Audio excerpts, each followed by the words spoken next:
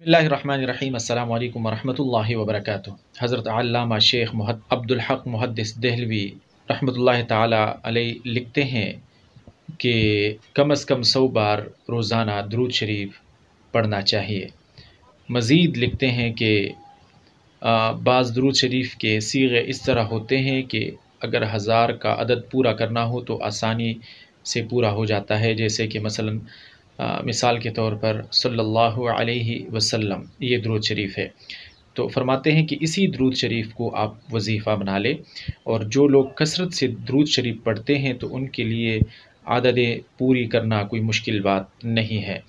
और आगे लिखते हैं कि जो सच्चा आशिक होता है और जो सच्चा मोहब्बत करने वाला होता है तो उसको दुरूद शरीफ में ऐसा लज्जत और ऐसे शीरीनी महसूस होती है कि वो जो लज्जत और शीरीनी है वो उसकी रूह को तक़वियत देती है और रूह को खुश कर देती है।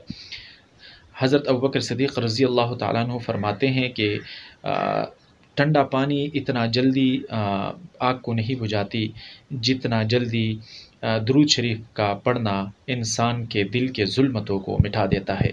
तो अल्लाह ताला हमें ज़्यादा से ज़्यादा दुरूद शरीफ पढ़ने की तौफ़ीक़ अता फ़रमाए और अल्लाह ताला अपनी रज़ा की दौलत हम सब को अता फ़रमाए और अल्लाह ताला हम सब की दुनिया और आखिरत की मुश्किलात दूर फ़रमाए और दुनिया और आखिरत की आसानियाँ और खुशियाँ और राहतें हम सब को नसीब फ़रमाए। आमीन सुम्मा आमीन या रब्बल आलमीन। आप लोगों से गुज़ारिश है, अगर आप लोगों ने हमारे इस छोटे से गरीब से यूट्यूब चैनल को सब्सक्राइब नहीं किया तो सब्सक्राइब करना मत भूलिएगा। बहुत शुक्रिया। अल्लाह हाफ़िज़।